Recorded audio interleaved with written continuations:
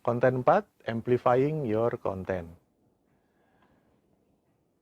Kita masuk ke bahasan content amplification.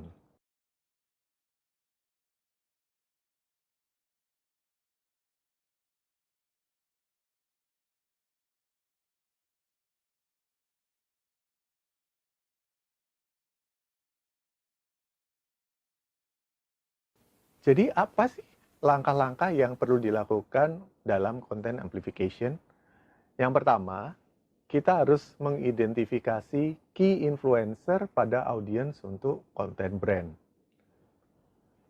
Kemudian kita harus membangun dan menjaga relationship kita dengan para key influencer ini. Ya, contohnya kita harus meyakinkan key influencer bahwa konten yang akan disebarkan mampu meningkatkan reputasi mereka atau membantu mereka untuk menjangkau audiens yang lebih besar lagi.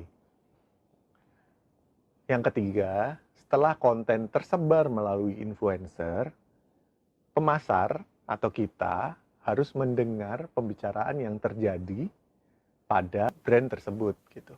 Ada berbagai macam influencer yang bisa kita ajak kerjasama.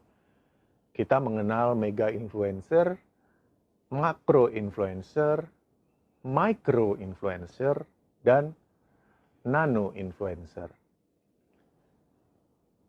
Kita bahas satu-satu ya. Jadi mega influencer itu adalah seseorang yang memiliki kemampuan mempengaruhi karena adanya kekuatan popularitas.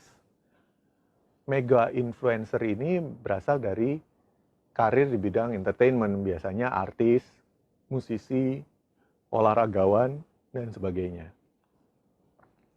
Kemudian kita mengenal yang namanya makro influencer. Jadi makro influencer ini adalah seseorang yang memiliki kemampuan mempengaruhi karena adanya pengikut di media sosial. Jumlah pengikutnya rata-rata 30 ribuan ke atas, dengan beragam bidang yang mereka geluti. Misalnya, desainer, gamer, penulis, pelukis, komedian, dan sebagainya. Jadi biasanya makro influencer ini dianggap sebagai expert di bidang-bidang tersebut.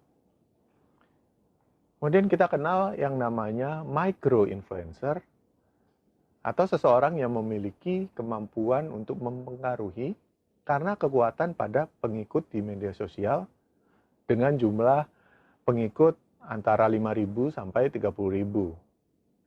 Micro influencer ini biasanya memiliki audiens yang lebih kecil, tapi fokus pada hal yang memang relevan dengan pengikutnya. Jadi ini cocok untuk influencing atau convincing target audiens yang kita tuju.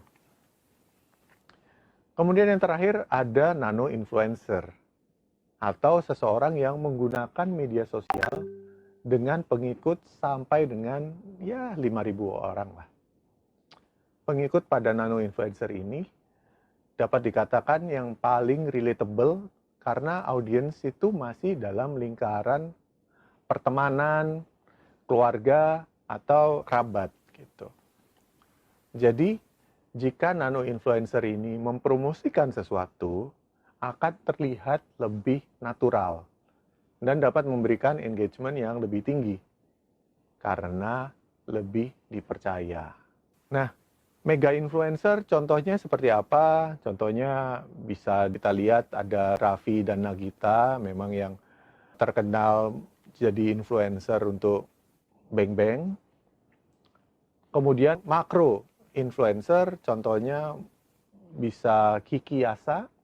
Dia adalah atlet e-sport sebagai influencer produk Nerf. Kemudian untuk micro influencer, contohnya bisa dilihat dari promosi yang dilakukan oleh Ayam Laziza Malang.